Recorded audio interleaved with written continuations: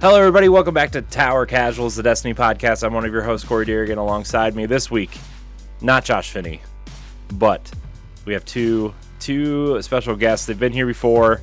You know them. If you're in the Discord, you really know them. We have the Master Chef, JoaSIS is here. Welcome to the No Josh Zone, just for this week. Just for this week. But this is the no Josh Zone. Yeah. Well, look, as long as you keep posting pictures in the Discord of the food that you're eating, especially because I have been on this doctor prescribed diet type thing for the last 2 weeks, and it sucks. So sorry. It's fine. No, basically, I'm fat, and I need to not be fat. So, yeah, same. Yeah. Fair. So, also joining us is Fox. Fox is here. Hello. Welcome. The exotic promiser. Yeah. No, you promised me an exotic and I didn't get it, so Look, if there's a Sherpa E in the raid, somebody gets it, and you just so happen to be the Sherpa E, but I couldn't guarantee it to you. But I think Nadiki got it in that run. Fox, that sounded like a whole lot of excuses over there. I mean, yeah. It's fine. Excuses. It's okay. My excuses is I've been doing all this social media stuff on all these different new apps, these new exciting apps. Are you guys threading? Are you blue skying? Are you, I don't know, what else is out there? Hive was a thing for 5 minutes. I'm kind of just going down with the ship over on Twitter. Yeah, I kind of feel like, I don't think Twitter's ever going to die, but I definitely feel like, I don't know. There's too many now. There's too many social media things, okay? At first it was just Friendster, and then it was just MySpace, and then it was just Facebook. And then, Twitter came along. I was like, okay, well, there's two. One's for this and one's for that. Now there's like 12. Yeah. There's 12. Because you always got to be innovating. Yeah. No, you don't. You don't always have to be innovating. You always have to make things that people buy so that you keep money coming in. No. Look, here's the thing, okay? Twitter was fine, and then it was purchased, and then it became not fine. And now everybody thinks they have to do something similar, but just a little bit different. It's awful. Just stop. Everybody stop. I don't know. Make Elon get rid of it. I don't know what to do. Maybe it'll be fine after this boxing match between Elon Musk and Mark Zuckerberg. Maybe it'll be fine. Oh, yeah. It's funny because there was that article that came out that said he's actually like suing. They're going to try to sue. Of course they are. Meta for their threads because it's like essentially the same thing. But also somebody retweeted that and was like, settle it in the ring. Settle it in the ring. Oh, man. I wonder. My understanding they're like super legit about it. Like, serious. I know. Well, look, Zuck is like a jiu-jitsu, Brazilian jiu-jitsu master or something weird like that. What the hell? Yeah. They should just kiss already. Like, come on. we all know what this is building to. Yeah. Just do it. Look, just send them both to space, and everything will be fine. One comes back. Yeah. One comes back. One comes back. Whatever happens up there, we don't need to know. What happens in space stays in space. Exactly. Yes. All right. That's a shirt right there. Tower Casuals. Whatever. What happens in space stays in space. I know. I have so many shirts to make for Tower Casual. It's not even funny. The thing is like, I've been so busy, with like my real job, and second with like my other job, and like I just haven't gotten around to it. Josh and I launched our other podcast this week, and there was like 1,000 other things to do. It's awful. It's awful. Here's the thing. Pro tip, everybody. Pro tip. If you want to do content creation, don't start a website. Okay? First step, don't start a website. Second step, if you're going to do a podcast, do one podcast, not 5 podcasts. Or 8. Or 8. Okay? That's pro tip right there. So, anyways, what were we talking about? Oh, Meta, Twitter. Anyways. Zuck and Elon making out. Yeah. Gross. Anyways, you guys doing all right? You guys have played a lot more Destiny than I have this season. I got to tell you, this is like the least amount of Destiny I've played in like probably since Forsaken, I would say. Which is crazy because like me too. And it's a really good season. I know. I but feel like Diablo has just consumed me a little bit. Yeah, and I mean Zelda has been consuming my life along, with other stuff, and it's just like I want to play this season. I haven't even fished yet. What? Yeah, I haven't even done any of the fishing stuff yet. You need a boys trip, brother. I know. You need a fishing weekend. Yeah. Get up at 5 in the morning, get with the boys. Yeah. Yeah. Well, I'm looking to remedy that tomorrow because I actually don't have anything to do tomorrow night. I'm rolling in Destiny tomorrow. We're gonna try to do the new. I don't know if we're gonna try to do the new dungeon or not. We're gonna try to do something. We're gonna try to do some things tomorrow. So I'll have like 3 or 4 or 5 hours to play tomorrow night. So it'll be fine. It'll be good. There you go. Yeah. That's your 3-month fix of Destiny, all packed into 5 hours. EJ Corey stepping into the gaming ring once again. Right. Yeah, I'm here. Man, the thing is like I had all these goals for Destiny this summer, and then all these other video games just fucked everything up. Yeah. They're overstimulating us. I gotta stop playing other video games. That's the problem. Stop it. I know. Ugh. Don't play. Don't. All right. So the main thing we're going to talk about, we're actually going to talk about it first, is the secret mission. The secret mission was kind of found/released this week, and you guys have both done it, which is why I asked both of you on tonight. And it's part of the deep dive stuff.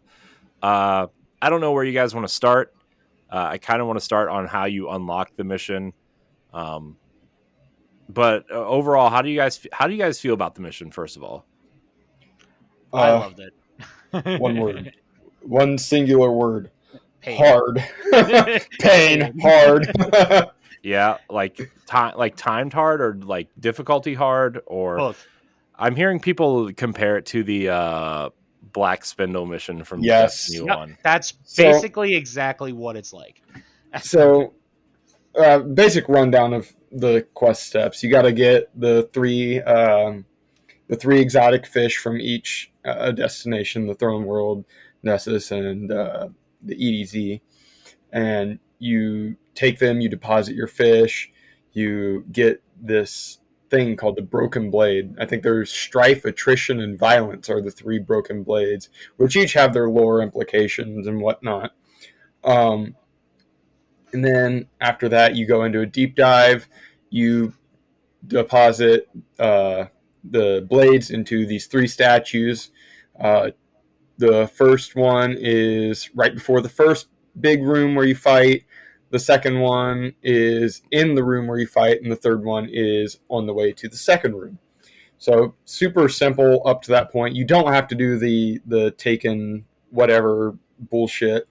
And then you go off to the side room, and you kill a bunch of things, and then a boss knight pops up, and you have to kill these minotaurs to get its shields. It doesn't have shields, but if you just try damaging it without killing the minotaurs, you'll do 1 damage. Even with a critical, it is 1 damage. So you got to kill these minotaurs, and it opens up damage. That's the mechanic for both bosses. You kill the knight, and then you go into essentially hell. It's this big square room, kind of like a maze, where you have to, it's a maze where you kind of have to go and kill more minotaurs, and you fight this ridiculously hard tormentor. He is honestly, I made the comparison. I was like, honestly, I'd rather just have Nezarec in here and 3-man Nezarec in this, and just give this boss to Root of Nightmares because he's so gosh darn hard. I've done it. This mission is tougher than all of Root of Nightmares. And as soon as you are able to like damage the knight, which is the first boss, there's 2 bosses. I don't know if I mentioned that or not. But as soon as you're able to fully damage the first knight, you have a 10-minute timer to kill both bosses. And that tormentor is a sponge. And a very big one at that. I think that kind of summarizes how it's obtained. The gun's fucking cool as hell. But it's definitely a PvE weapon, 100%. It would. I mean, it's obviously going to destroy a Crucible, but its perk is more geared toward PvE. Yeah. What's the perk on it? So it's called Creeping Attrition. Is the intrinsic trait. Rapidly landing precision hits causes targets to become slowed. And then the actual perk in the perk slots is Precision Final Blows. While Creeping Attrition is active, create a stasis shard that returns to you. Collecting stasis shards refills the magazine. Ooh. And the catalyst is basically an overcharge. So the more stasis shards you collect, it'll overcharge your magazine and give you extended ammo, basically. Ooh. Yeah, it's kind of sick, nasty how it's set up in all the perks and stuff, but it's kind of niche for being a scout rifle. Yeah, very niche, yes, but it will make great stasis builds now. Oh yeah, 100%. There's a lot you could do with the stasis shards. They just they took away a lot of our abilities with those for a while, but start to come back. Yeah, nice. So like, how long do you have? Like how long do you have? Like I know you have to like. I know like the first part isn't timed, and like when you're in the deep dive, you veer off into a different direction, right? Yeah. And then you kind of just waltz into the mission, right? Yep. Yeah. So you have your standard deep dive timer until you get sent to the boss, but it usually, if you don't do it, then I don't understand how you don't do it, but if you can't beat that timer, or if you can beat that timer, as soon as you collect the second egregore, the door will open up and that timer will stop. But once you're able to damage the knight, up until that point, there's no timer, and you can kind of just waltz your way through it. Waltz your way through up to the knight. But as soon as you're like able to fully damage the knight, it becomes a 10-minute timer, and it is very, very tight unless you have a group that is very specific with their builds.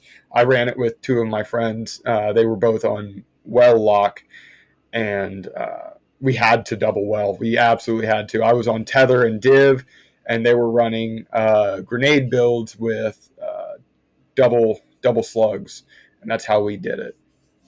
That's crazy. It is a very tight timer. I think we finished with only a minute left. And it was what's crazy about this thing too is if your team wipes, sent back to orbit. Yeah, gross. Gross. You don't even get to try again. Runs out, sent back to orbit. If you accidentally jump down past the second statue, like I did once, back to orbit. Oh, gross. Yeah, it's rough in every aspect. It is rough, and deep dives were already pretty hard. on their own ways. I mean, we're ogres usually like 20 to 30 under in this. Oh yeah, it is. You're way down. I think it's 20 under. I it's think like it's 20, the stat I saw or something like that. But it's poof. And what I find even cooler about this mission is like the lore implications. Xivu Wrath respects the hell out of us. Oh really? Yeah. Oh yeah. This whole mission was because from what I got from this mission based on dialogue that you get at the end of it, she's doing this to like sharpen our blade in a way to just kind of make us better fighters, so that when she inevitably has to fight us, we're better. Oh yeah. She's essentially, to make the comparison between someone more known for doing this and her, she's very much the taskmaster of the Destiny universe, where she's basically just testing us and watching us so she understands our strategies. That's what I'm understanding through her lore and the dialogue we've heard thus far. Yeah. Okay. Yeah, I was reading something. I almost wonder if Xivu Arath and Savathun are going to square off in some sort of mega hive. I hope so. God. Oh yeah. Battle. Oh yeah. But like, I don't want to participate in it. I just want to watch.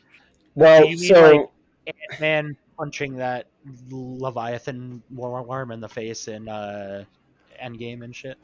Yeah. I believe it was a tweet made by one of the writers or developers, whatever you'd like to call them. But they said that Savathun's presence, yes, she's back. Well, coming back, but her presence isn't going to be even nearly as big as it was for Witch Queen. She's kind of just going to be like basically Crow, from my understanding of the tweet.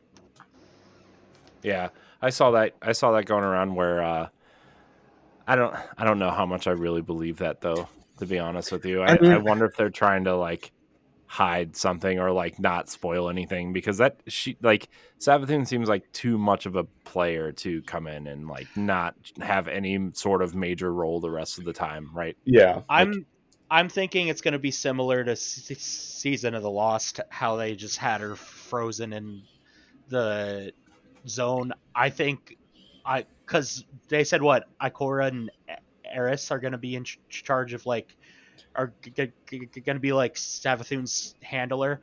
I think it's going to be like when you go to visit an inmate in jail and like interrogate them, and similar to that. I think like that's how it's going to be when we interact with her. Well, the way I see it is, yeah, they're going to be her handler, but nobody hates the Witness as much as Savathun does. Oh yeah, right. And even her sister. I mean, Savathun despises Xivu Arath, and the Witness more so. So I think that, yes, we're setting a trap for Amaru. Yes, we're setting a trap for Savathun. I see the potential of us being like, hey, you're going to help us, and then we're going to kill you because we have no choice. I see that potentially happening. Yeah, in Destiny fashion, we're going to have to fight her again. Maybe, maybe not. But it's definitely going to have our Avengers moment. Yeah, I think she's going to help us, and then she's going to like peace out last second to like get away, and then we'll have to mop her up in another dungeon or raid. Yeah. I kind of, man, I really want these characters to like have an ending. I don't want one of these like, oh, okay, well, whatever Destiny 3 is, these characters are going to continue to be the bad guys, right? Like I'm ready for an ending, like. So I've been thinking on that lately, actually. So the lore there was their mother essentially. I can't not remember off the top of my head what her name was, but she is essentially the one who overthrew the osmium court and essentially set the Krill on their demise path to become the Hive. Mm-hmm. And I feel like Savathun post Final Shape is going to be like, yes, I helped you guys, and it was useful for the universe, but I have my own story and my own threat that I have to deal with, so I'm going to go help do that. And I feel like that opens a path up for us to go help Savathun. Yeah. In a possible future. That would be cool. I just love her as a character, so I'd like her to stay around, and if she can turn good, I mean, technically, like, there's always a way.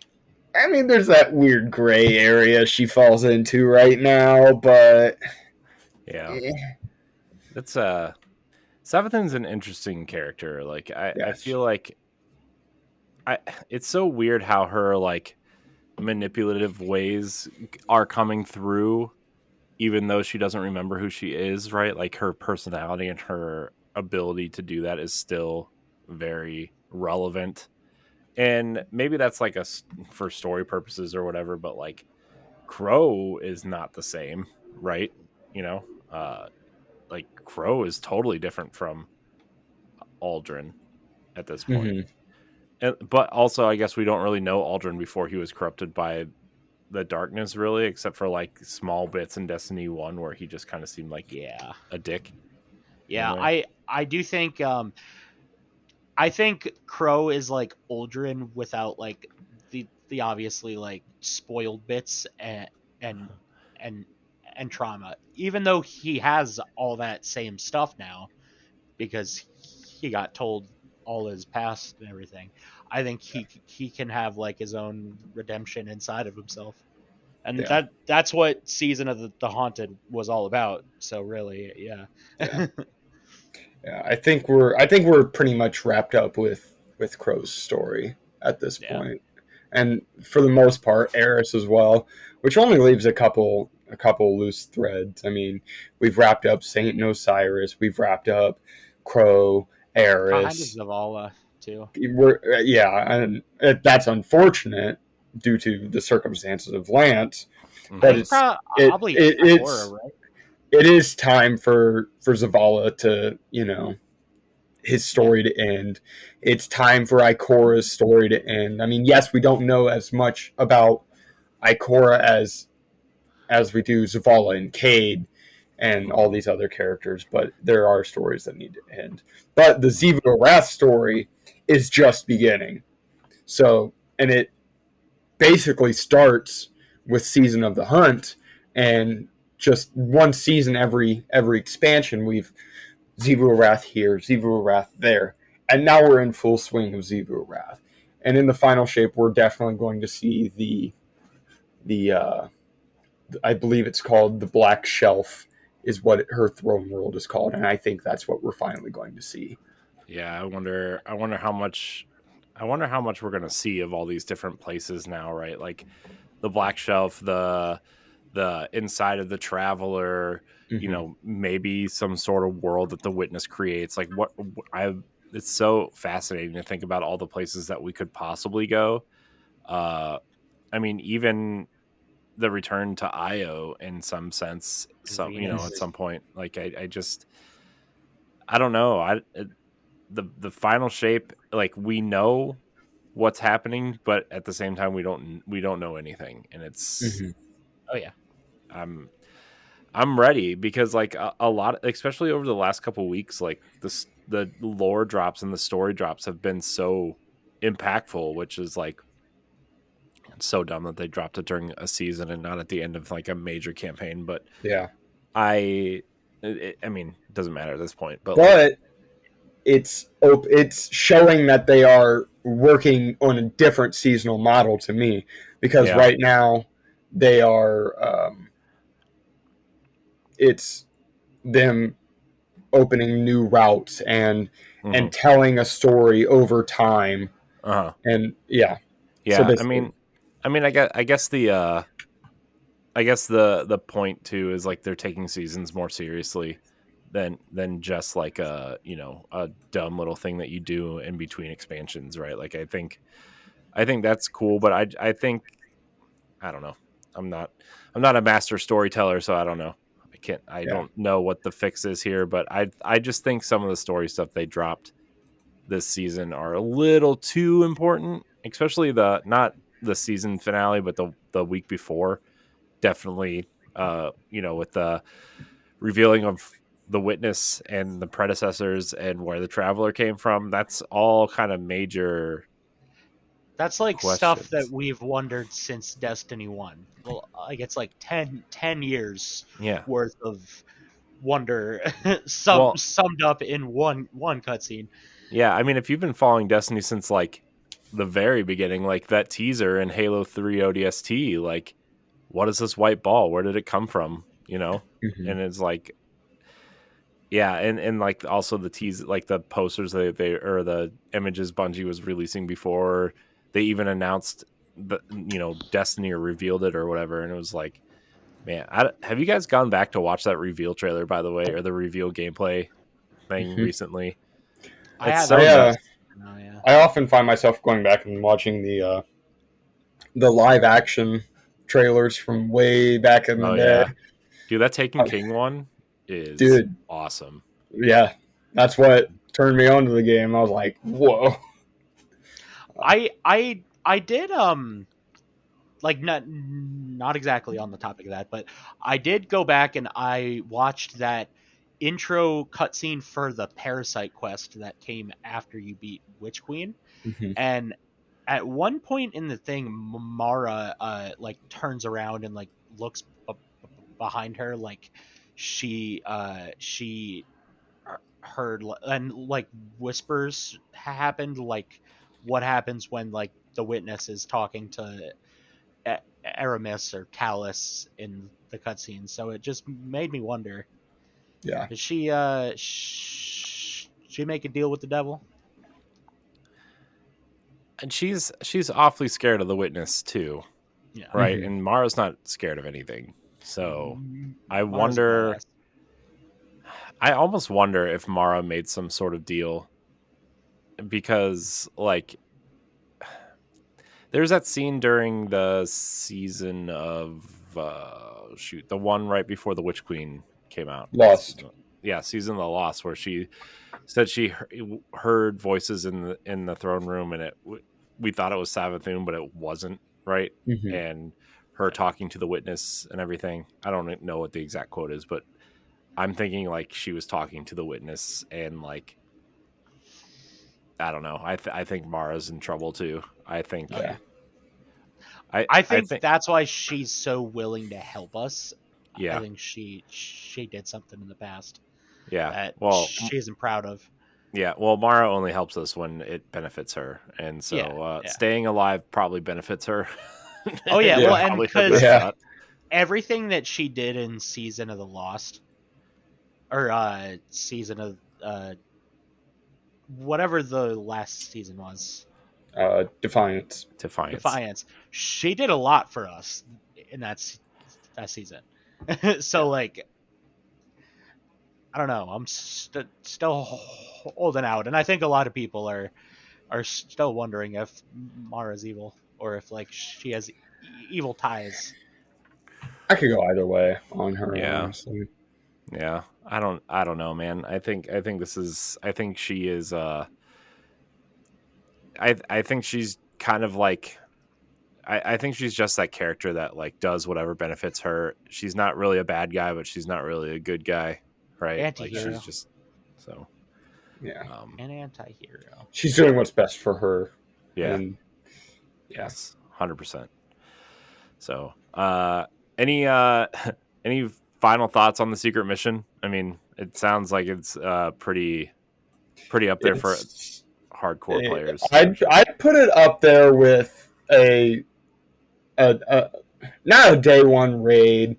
That's too hard, but up there with a dungeon as far as difficulty, or even just a standard raid. It's hard, but it's not like, oh, I can't do it hard. It's basically just the timer and the restrictions, like getting booted to orbit and the having to do the starting of the deep dive, basically. But the biggest killer is the timer, and the boss being a damn sponge. That hurts the biggest. It felt very like I felt the same anxiety as the seconds were ticking down, and that as I felt at the end of like 0 hour when you had to kill all the enemies and the boss in there, and like you have 4 seconds left and you're still shooting at the boss. Yeah, it felt a lot like that, and like I missed that, and that makes me even more excited for next season when we're getting the exotic mission rotator thing, and we can do presage again. I'm excited for that shit. Yeah, I'm excited to try do some of those exotic missions again. Plus, I wonder if they're going to change them up any, just to kind of change them up and make them feel different or fresh. Maybe add some like a hard mode to any of them or whatever. I think that'd be cool. I think they already said they were adding hard modes to some of them, right? Presage has a master mode. That's what the Catalyst came right from. You're right. Hawkmoon and Vox Obscura also has a master mode too. So I believe the only one of them that didn't, because 0 Hour did have a master, not a master, but it was like a hard mode. Yeah, there was something you could. I think that was when it was still a prestige mode or whatever. But the only one that didn't legitimately have one was the Whisper mission. That was the only one that didn't. Yeah, you're right. But I'm kind of scared to do that on master, because that was fucking hard. Especially that last room where like all the because you get in there and there's only like 3 fucking minutes left, and you got to kill like 80 fucking bosses in there. And it's like, good luck. Right. Oh, it was awful. We did it. I think we finished it with like 6 seconds left.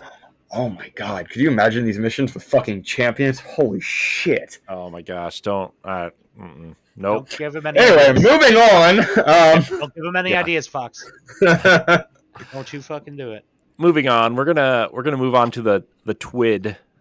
No. The TWID. No. Yeah. So there's, a lot of Bungie Day stuff in here. A lot of mid-season kind of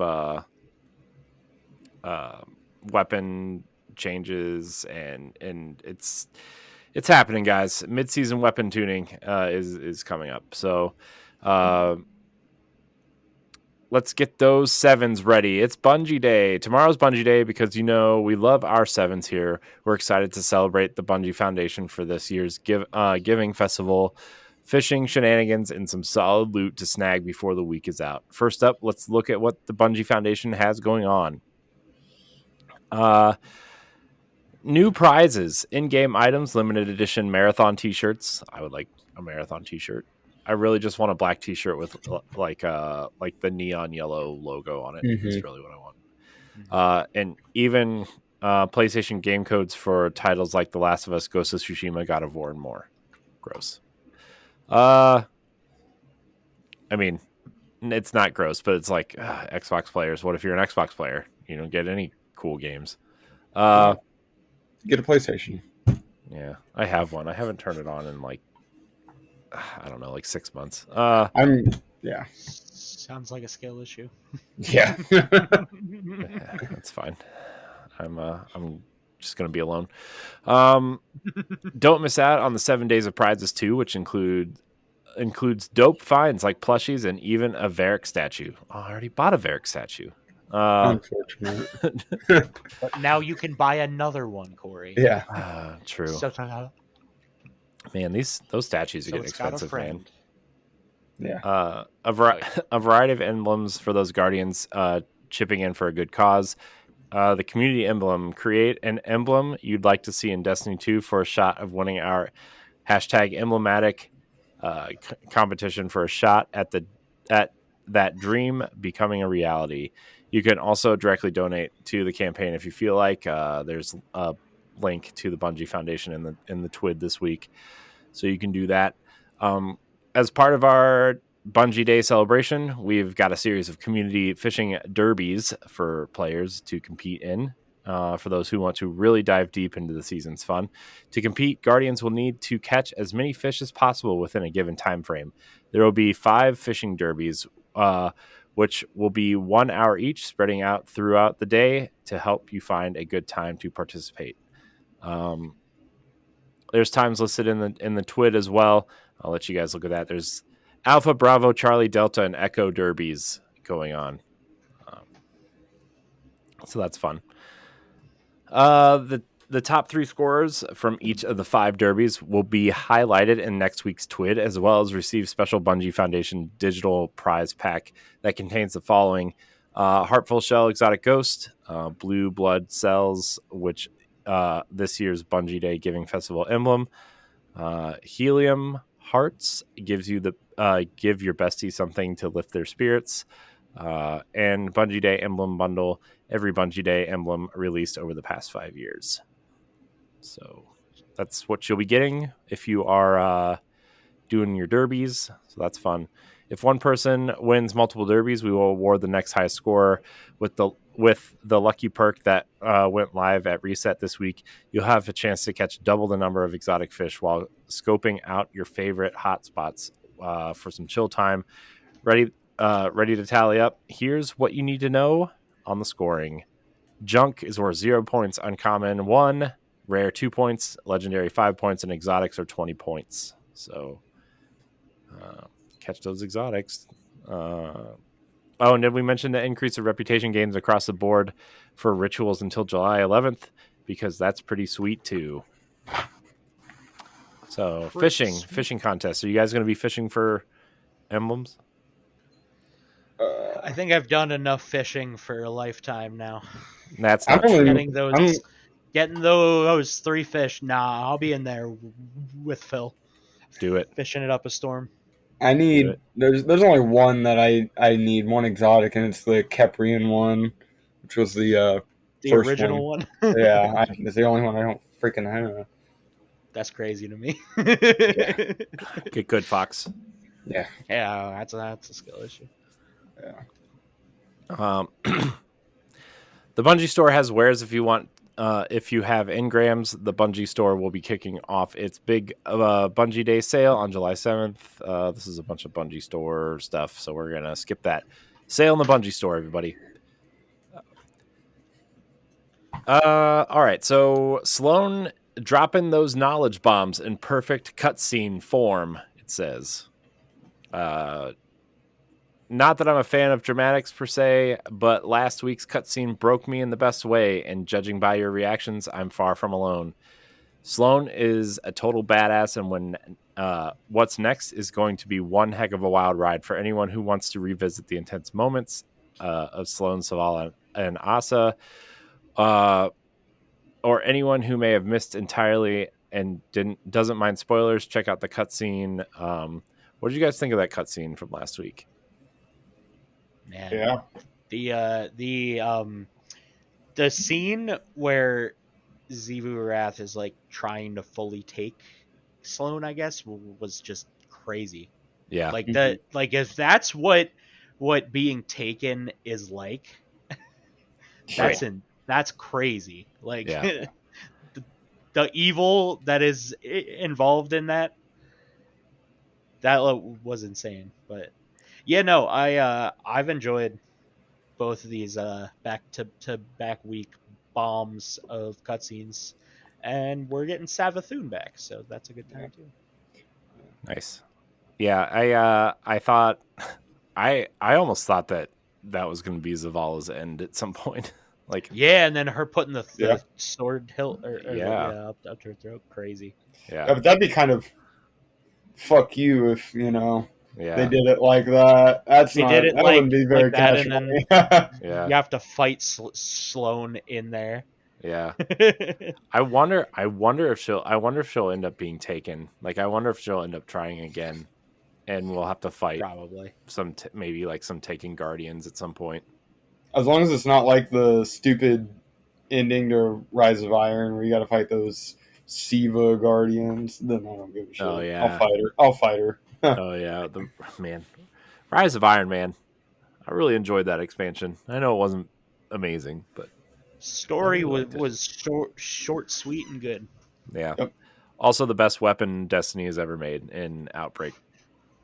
So, yeah, in my opinion, I love that weapon. You mean you're not a casual No Land Beyond enjoyer, Corey? Come on. No, dude, I can't snipe for shit. So no, anything that's like, dude, I can barely use a scout rifle. So anything longer than a scout rifle range, I'm toast. Oh my gosh. Except for Galahorn because it has tracking. There you go. But all right. So balancing weapons, everybody. How do we balance weapons? There's a whole chart here about balancing weapons. There's going to be some mid-season weapon changes. It doesn't look like they're happening yet, but we're going to go over how they balance weapons. Very cool. There's a chart here with a bunch of numbers on it. Fox and I agreed when we both got on here that numbers scare us, and we're not going to kind of go over this chart because it sounds like a terrible time. This chart looks like a Josh chart. Okay. Yeah. This is not an arithmetic podcast. Yeah. No. We talked about this before, but we thought this would be a good opportunity to dive a little deeper into the metrics we use when we balance the weapon sandbox. As mentioned previously, we use a mix of personal experience, playtest feedback, community feedback, sentiment, and usage and effectiveness when we decide how we should handle a weapon that is over or underperforming. The first handle of those are self-explanatory, but we have never really gone in depth of how we define a weapon's performance in the Crucible. As far as the data goes, we have 5 main things we are looking at that answer specific questions. Usage. What percentage of total time in Crucible games do players have a weapon equipped? Obvious. Kills. What percentage of all weapons in Crucible come from this weapon? Win rate. Do players with this weapon equipped have a higher win rate? Kills per minute. How many kills do players have when this weapon is equipped per minute in game time compared to other options? And kills over expected. Given the above data, the filtering for things like player skill, game mode, subclass, armor type, date, range, controller input method, weapon slot, etc. Is a specific weapon or type of weapon get more or fewer kills than would be expected? So there's a little fun weapon balancing for you out there if you are interested in that. There's also a chart, like we said, that goes along with this. You can check that out at your own leisure. I'm sure in the next week or two there's going to be some sort of massive drop, and Josh will likely go over all the numbers with you. Well, I sit there and go back to these, haunting memories of middle school math class where I just felt like an idiot the whole time. Yeah.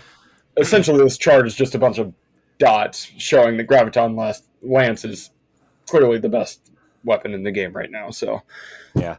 Don't forget Sweet Business all the way at the top of this chart. Yeah. So. Dealer, come in here and look at all this PvP info. You'll be frothing at the mouth in no time, buddy. Yeah, that sounds like the right thing to do. Iron Banana, long live salad fingers. You know the drill. Another week, another Iron Banner. Man, Iron Banner's back already again. 3 times a season. I know, but I feel like it just happened. Yeah, it feels like there's is this 2 or 3? I think this is the second this season. Because this is 3. Oh, final shot, yeah. Oh. How has it been 3? I feel like there's more than half a season left. They must have wanted to get them in before Guardian games. Oh yeah, true. Or, the end of last season, I believe it was the last week of the season was Iron Banner. Then reset happened and the new season started. That week was not Iron Banner, and then the following week was Iron Banner. So we had 2 Iron Banners in like less than 3 weeks. So right. Yeah. All right. So Iron Banner's back. There's fish, exotic fish pins in the store if you've done your fishing.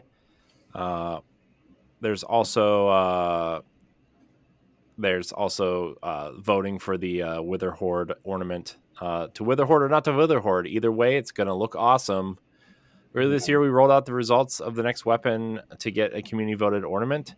The whopping 45% of the vote, Wither Horde took out both Izanagi's Burden and Thunderlord. The next step will be voting, and then there's links to vote and all that kind of stuff.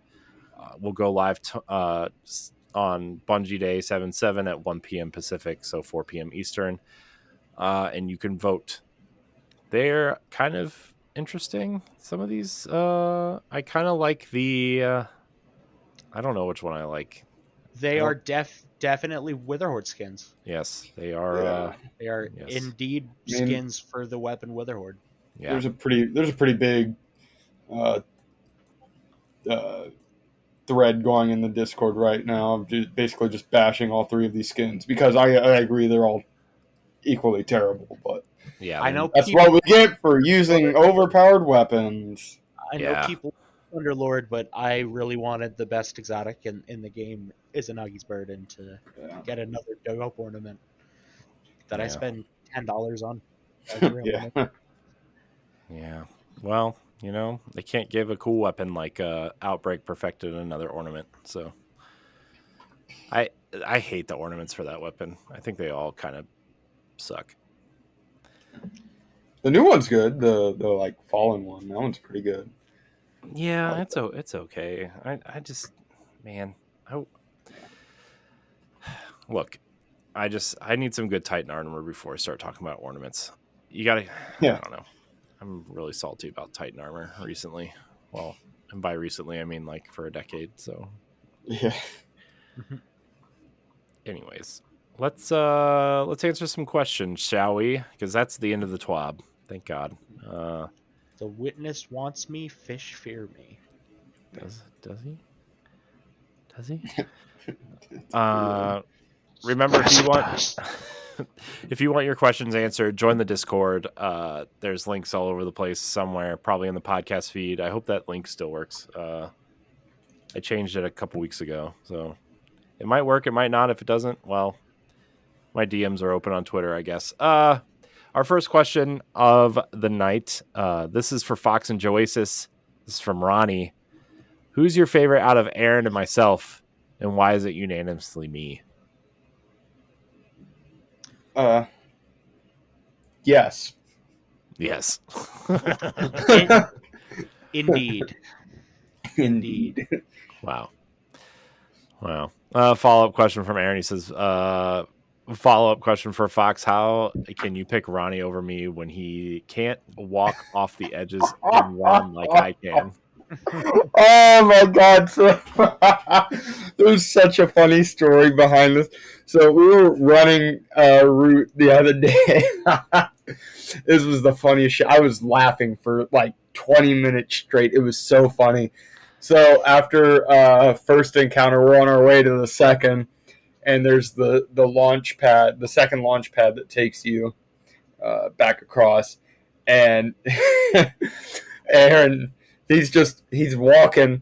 He's like, all right, let's go. And then he just keeps walking and right off the edge. He didn't even process it to stop walking. He just kept walking and shot the thing and just right down the edge. Dude, I saw it perfectly. It was funny as shit, and I didn't get to record it, or else it would be in this fucking Discord right now. I was rolling forever over the stupidest shit ever. And it was, oh my God. Just do raids with us, because it's always going to be funny. Oh, yeah. That's funny. All right. Our next question. Where is my mouse? Our next question. Jiggly Panda writes in, what is your go-to drink when playing Destiny? Water, soda, etc.? I've got a quick answer for this. Mountain Dew Baja Blast. Ooh, Baja Blast. Baja Blast. I was going to make a joke about Mountain Dew, but clearly people are drinking Mountain Dew again. So, Baja Blast is heat. Baja Blast is heat. I can't believe they sell it in stores now. Only in the summertime. It's like only in the summertime will you find it in stores. But my go-to, blackberry lemonade. Ooh, good stuff. Nice. Florida Natural blackberry lemonade. Mine's usually some sort of energy drink, like a sugar-free white Monster and some water. Usually, yeah, that's usually it. Corey, I believe you missed a question, brother. No, I didn't. You did. Now we know who. Hold on. Corey's favorite is. Aaron had a two-parter. No, that's true. He did. Whoops. All right, I had it highlighted with my mouse too, which is the sad part. Corey hates Aaron. Confirmed. I don't hate Aaron. There is beef. He's a nice young man. What is your what is your current favorite raid and dungeon encounter? Part 2. What is your favorite vaulted encounter? Man, favorite raid and dungeon encounter. I actually really like the last encounter in Prophecy. I think I really like the last encounter in Prophecy. Although Prophecy as the whole dungeon is just incredible. I love that dungeon so much. Oh yeah. In terms of raid, I really like the Oryx fight in King's Fall. Do you like the D1 version or the D2 version better? Man, here's the thing. I don't even really remember the D1 version anymore. Like, running King's Fall so many times when it came out last year, like, I just totally wiped any remembrance of D1. Although it's not incredibly different. So I think you just have to pay attention more to where the things are, and it doesn't really. Does it pick you at random? It does pick you at random. Yeah. So yeah, I don't know. I really love Kings. I love that whole raid. That raid is just nothing has beaten it since then. Sorry everybody out there who's like, oh, I really like Vault Glass. No, King's Fall. Shut your faces. You're all wrong. Hope Skolas kills you in the final shape. Well, favorite raid and dungeon encounter that's still in the game. I don't know. There's a lot.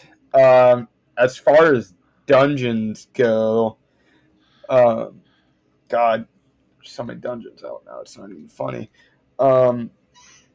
I'd have to say for dungeon, probably as much as I hate to say it, the last encounter of Ghosts of the Deep is super fucking cool. A mechanic we haven't seen yet. So I like that. Favorite current raid encounter? Yeah. Man, there's more raids than dungeons out. I like all of Root. It's a blast. But my favorite current raid encounter, I'd have to go with Rolk. My guy. Yeah, the Rolk encounter. My guy cool. Right there. The Rolk encounter is pretty cool. Yeah. I don't know, man. There's just something so epic about Oryx climbing up the side of the Dreadnought, though, and how just huge he is. Makes it feel so just, I don't know. It just makes it feel so monumental and so large that it's hard. It's hard when you're like fighting a raid boss that you're essentially almost the same size as, right? Or something. Like, it just doesn't register with me that it's like, oh, Rolk is scary, but he's only like twice the size of me. He's not as big as a planet. So yeah. But the scary thing about Rolk, though, is he shows us in his final stand that he could have fucked us up the entire time. Yeah. But he chose not to. Yeah. But no, yeah, I would also have to go with Rolk. I think Rolk is like one of the best boss fights we've ever gotten, if not the best one. I love, well, I used to like farm Master Rolk just because I loved it so much. Like I love Rolk. And then I really love the night boss in Ghosts of the Deep. I love the whole underwater boss is chasing you, and then you go up top and you square off with a Titan. It's fun as hell. Yeah. Yeah. What's your favorite vaulted encounters? Oh, it's even harder. Jesus. Oh, this man. is okay. So this is gonna upset a lot of people, I think.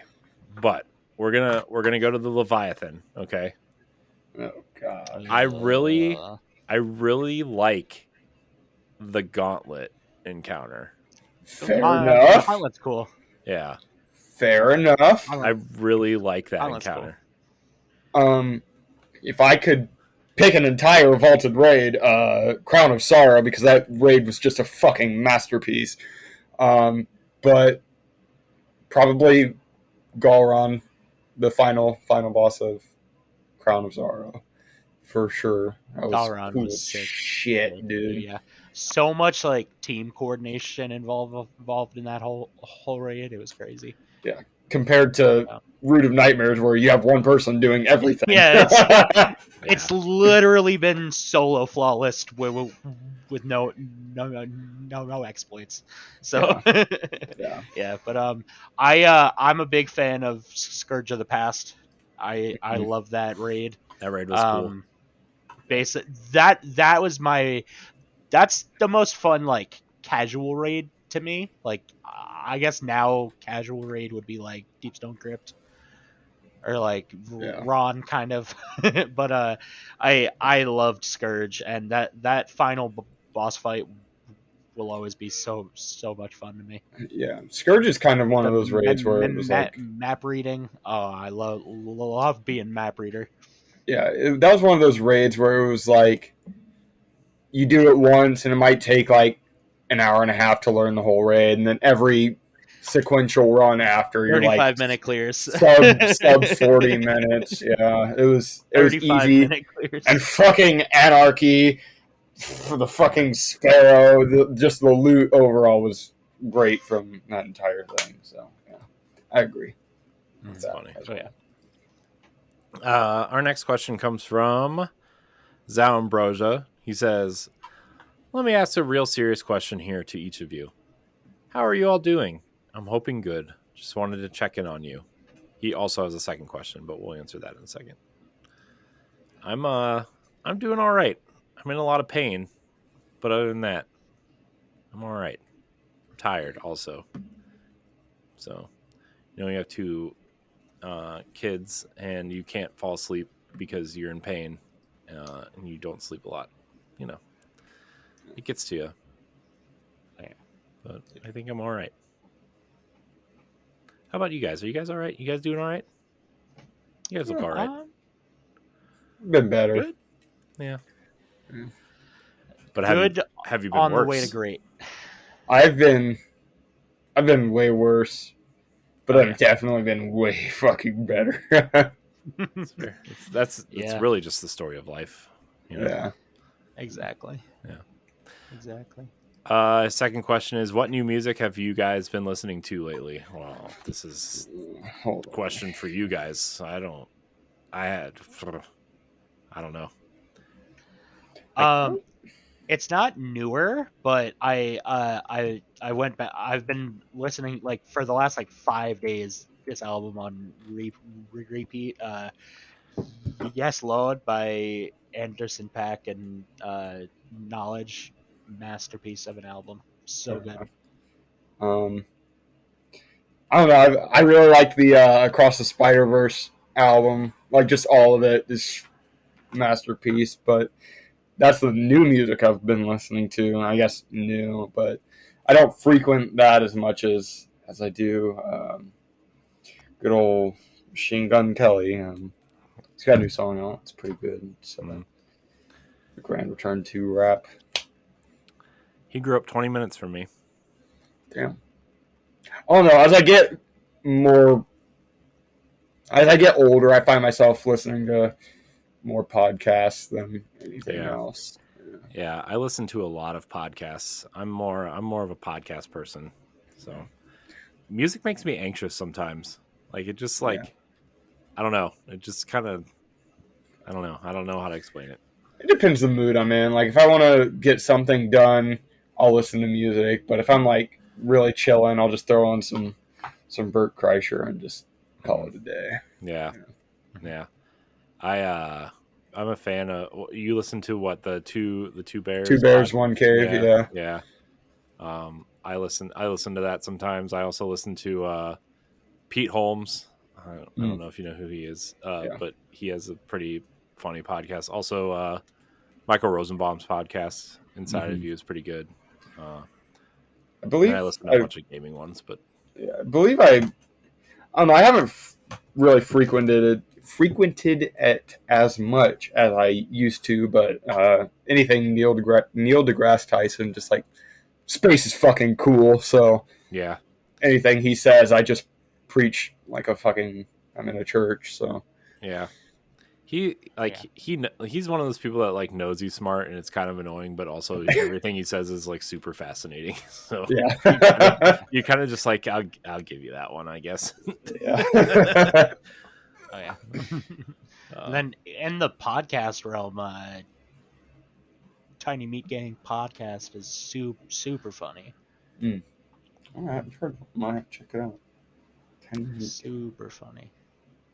What else have I been listening to? I'm not sure. I'm scrolling through my podcast just to see what I've been listening to, really. There's a Dungeons and Dragons podcast we've been listening to called Dungeons and Daddies. There you go. Yeah. It's interesting. Yeah, I mean I listen to like the Xbox 2 podcast. I listen to the Nextlander podcast, which is like X Giant Bomb guys. So I listen to stuff like that. So I don't know. I don't listen to any Destiny podcasts though, which is weird. It's funny because as I've like started podcasting about stuff, I don't listen to the stuff that I podcast about because I feel like, especially with like the console based podcasts that I do, I don't really want any outside influence on how I feel about things. So I just like stay away from it for the most part. And like, I'll read news and stuff, but like sometimes podcasts, I don't know, man. Sometimes some of the podcasts I feel like are kind of like fake and like really like rah to the brands. And I'm like, man, I want something that's like real, you know? Yeah. Oh yeah. So, our next questions come from Ronnie. He says, serious Destiny question. What's been your favorite part of the season? For me, actually playing the season, because I haven't gotten to do a lot of that. Although I played the story, the entire story. So for me, it's the story. I played the entire campaign story thing. So I need to fish. Guys. I need more fish. Corey needs to cast his rod. Yeah. Yep. Cast it real good. Anything pertaining to Zivu Wrath because she's cool. Yeah. Dude, whenever she screams in my ear, I love it. It's terrifying. Dude, it's so scary. The first time I heard her, like I had my headphones on real loud because like I didn't really feel like listening because like sometimes when I really need new headphones. Headset is what I need, but they're too expensive and I don't really care that much. But like when my wife watches TV in the other room, like I can hear it sometimes, and so I had it up really loud. And the first time Zivu Wrath yells at you, I had it up at like full blast, and it like scared the shit out of me. I was like, oh my god, the fuck! I am war. Yeah. In the final like story mission for the season, like no joke, she legitimately like when you kill the wizards that are there that like you're supposed to kill, she like moans in your ear. Yeah. Like, Yeah. I feel like we're bringing her to orgasm. Like, I'm not even joking. Like, it's crazy. Maybe we are. I think so. war and murder are kind of her thing, so I wouldn't be exactly. Wouldn't be too doubtful of it. Yeah. Exactly. So yeah. And then Ronnie's other serious life question. What's your go-to fast food spot? Oh my gosh. I gotta pull it. Fucking restaurants near me real quick. It's gotta be Taco Bell or Wendy's for me. I love those are probably my two favorites too. I've been getting a lot of McDonald's recently just because it's like closer to my house and I'm lazy. But I prefer Wendy's, and then I always am down for some Taco Bell. Oh yeah. Man, Taco Bell, man. I haven't had Taco Bell or Wendy's in so long. I love Taco Bell's quesadillas. You don't need it. I know. Don't worry. I know. Yeah. Don't worry. You don't need it. It's shit food. It makes us feel bad about ourselves. I know. You're better off. Don't worry. Here's the thing. So I'm so committed to this that I downloaded this calorie counter tracker thing, and it gamifies the whole thing, and so like it incentivizes you to do better. And I'm like, man, it's like, well, if I get a high score, I get this badge on my name. Yeah, kind of. And then it like bugs you if you don't like. I have it a reminder set, like if you don't like do the things it asks you to do, it like sends you reminders over and over and over and over again until you do it. Yeah. So really committed. Annoys you into that thing. Yeah. But yeah, no. Yeah. Definitely Wendy's. Mm-hmm. And Taco probably Taco Bell, but I don't know. My life has kind of changed since I had that fucking Grimace milkshake. Oh no! But you're not dead. Not yet. Not yet. We didn't get a Fox snippet of you trying. They're like, hey guys, I'm gonna try out this Grimace milk. Yeah. Yeah, just dead. Yeah. Where's that at? I mean, okay. Have you guys had it yet? Have you guys tried the Grimace milkshake? I have not. So some people say it's blueberry. Some people say it's birthday cake. To me, it's fucking blueberry birthday cake. And whatever it is, I want another one because it's fucking delicious. Interesting. What's the underrated? The underrated. Let me tell you, the underrated fast food, Arby's. Let me tell you. Funny enough, I just had Arby's. Yes. Now see, I enjoy. So first of all, I'm really mad that the potato pancakes don't exist anymore. Yep. But that's why I don't go there anymore. But their mozzarella sticks are amazing. Aren't bad. I've had less bad experiences with their mozzarella sticks than say like Burger King's. So I really like Sonic is good here in town. It's always a good one. But the one place everyone freaking sleeps on is Rallies and Checkers. Fucking best fries, best chicken, best... Hell, I even like their chicken sandwich. That thing is fucking delicious. I used to really snack on Long John Silver's a lot, but I realized I was the only one supporting them, so... Yeah, you were only... The day Fox started to stop going, the KFCs started losing it. Yeah. They were slowly melting away from the KFCs. KFC's good too, but they kind of fell off lately. Man, now all I want is like a combination of all this food. You know where is delicious? Shake Shack. I don't have a Shake Shack. Yeah, we don't have that. Shake Shack, I don't have one either now, and I'm mad about it. Guess I think we should. Shake Shack is delicious. If they took it away, I guess it's not that good. Tower Casual's field trip to Shake Shack. So, you know what else? Regional thing. Sheets. Sheets. Oh boy. Go Boy. too. Yeah. Sheets and Wawa. Sheets is better than Wawa. Quick Check. Corey, I think since you nerd and I are so close in regional, we should get together and just do a mukbang of tier fast list. food. Yeah.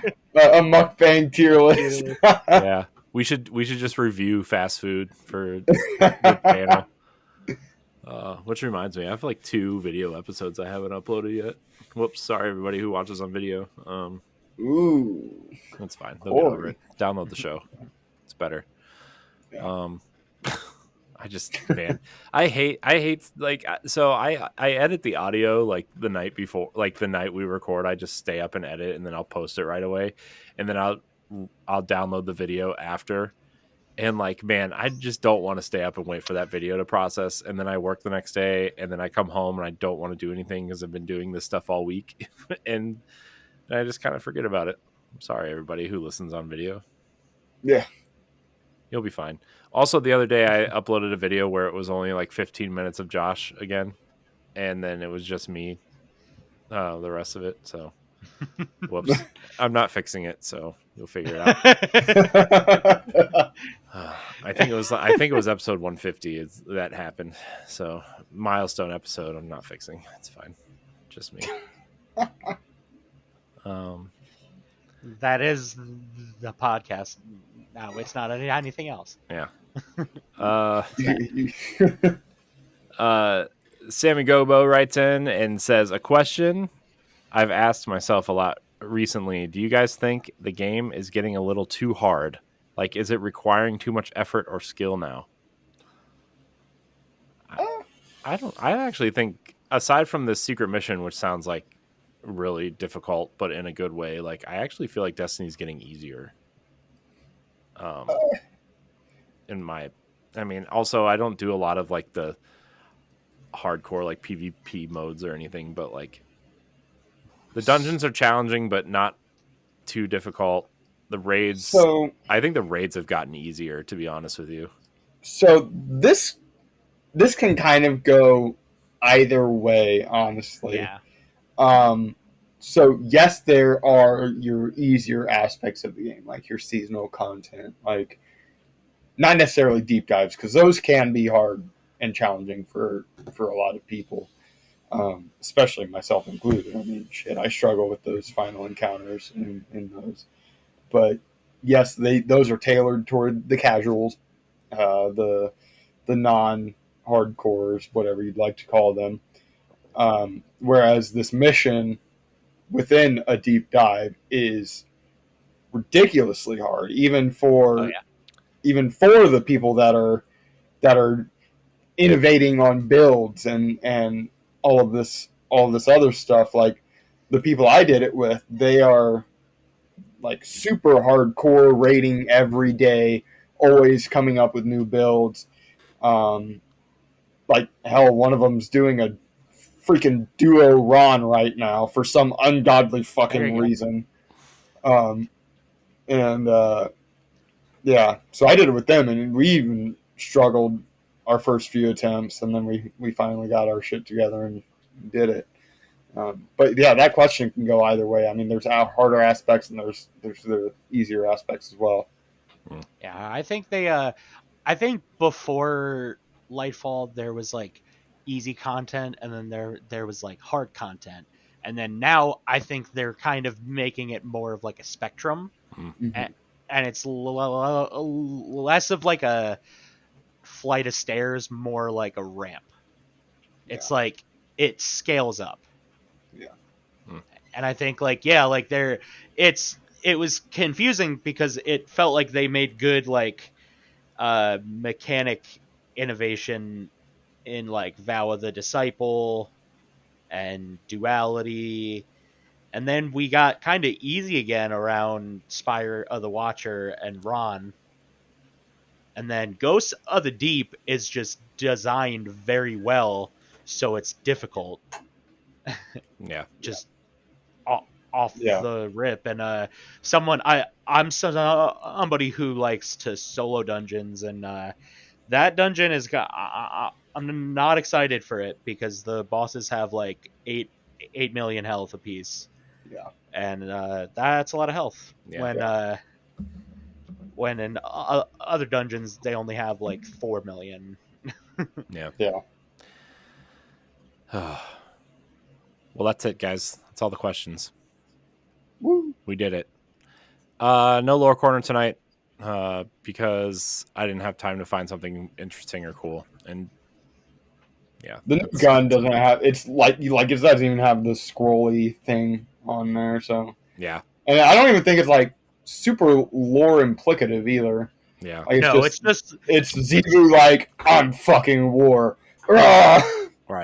That is basically like Zebu is like, yo, like I'm trying to like get you better, so I have a challenge when we have to fight.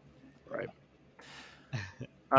What do you guys think next season is gonna be about? I mean, Josh and I have talked about it a couple times, but before we get out of here, I just want to know where you're leaning in terms of what next season is going to be.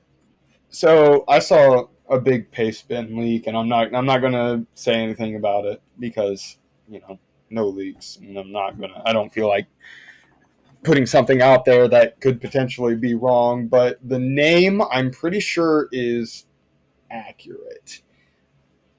I don't know if I should say it or not, but I think it's going to be interesting, to say the least. I mean, just based off of what's in game, we're definitely going to deal with Amaru and Savathun.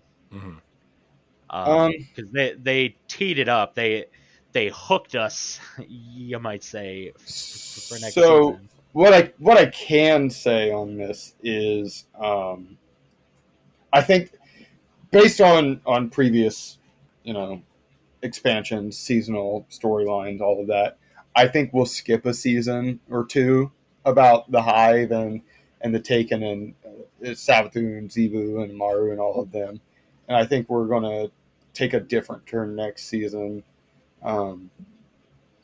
maybe pertaining to the raid, mayhaps not pertaining to the raid, and we'll see how the story of the season revolves around the reprisal of the raid and how it fits into the current storyline. I mean, hell, we may even see a new or returning character. Great. Oh, yeah. It'd be interesting. I also think we're definitely not done with the Vex, because I don't know if y'all have been listening to those messages at the Veil containment every week or not, but we're not done with the Vex. I think we're gonna have a Vex season before the end of the year is out. Yeah, my thought is that I actually think the whatever is next after the final shape is going to revolve heavily around the Vex. Oh yeah, Probably. Just because that's the only race we haven't really dealt with. Oh, yeah. Well, all will be revealed at the final shape. Yeah. Reveal. Yeah. Cade's actually the bad guy the whole time. Which we know what the final shape is now. So. Yeah. Big news. Big news. Big sale on buckets at Home Depot. Yeah. On that note, we're getting out of here. I want to thank everybody for watching or listening to this episode of Tower Casuals. You can find us on social media at Tower Casuals. We're on Threads now. Not that we'll be using it, but we're there if you want to, I don't know, whatever. JoaSIS, Fox, thank you for your time tonight. Anything you guys want to plug before we leave? Join the Discord. Join the Discord. That's the main place you'll find us. Yeah. If you're listening to this on Friday, I should have the voting for the ugly fashion contest up. Yeah, all you ugly motherfuckers. I sent mine to something. I saw it. I saw it. So we're doing the contest for the Discord, and then I asked our Vanguard Corey the Titan, Josh the Hunter, and Nerd the Warlock to send me an ugly fits, and y'all are gonna vote in a separate poll on who's the ugliest of our Vanguard. I don't know. Josh's is pretty ugly. Josh's is almost so ugly that it looks amazing. I know, and I didn't think that was possible. Also, Nerds is like Nerds is pretty put together. His looks like Nerds. It is not bad. No, Nerds is like ugly at all. Yeah. Like Nerds is just like but all will be revealed. So I was gonna put in something, but I've been really pushing for my drip these last couple contests, and I just didn't have it in me to potentially win this and have the title Abomination when I know I'm capable of having some of the best drip in the Discord. So I decided not to do it. The Abomination, though. I didn't want to do it. We'll see who the Abomination's gonna be. Oof. Yeah. But join the Discord. I know lately we've been having a lot of coordination within the planners, be it the fire team leader or the battle master or whatever they're called over there, Mark and Saint, those two crazies, whatever they're doing. They've been planning some huge PvP stuff. We've been kind of throwing up some mismatch events as far as PvE, which there's a really big one coming up very soon. It is the first ever Tower Casuals Raidathon. I don't think there's a whole lot of people signed up right now. Let me pull it up and check. Yeah, it's just 3 of us signed up right now. But it's all of the raids back to back. I'll be hosting it. Feel free to hop in. There's just a couple requirements, being that it is all of the raids. You kind of need to know all the raids. So that's a really you don't need big to know one. any of them. Try anyway. Yeah, try anyway. Yeah. Damn what I just said. He'll get you all the I'll get you all of the exotics. Every exotic, any exotic you want, Fox will I'll get it for you. Yeah, but big Raidathon. Check it out. Read it through that description real quick.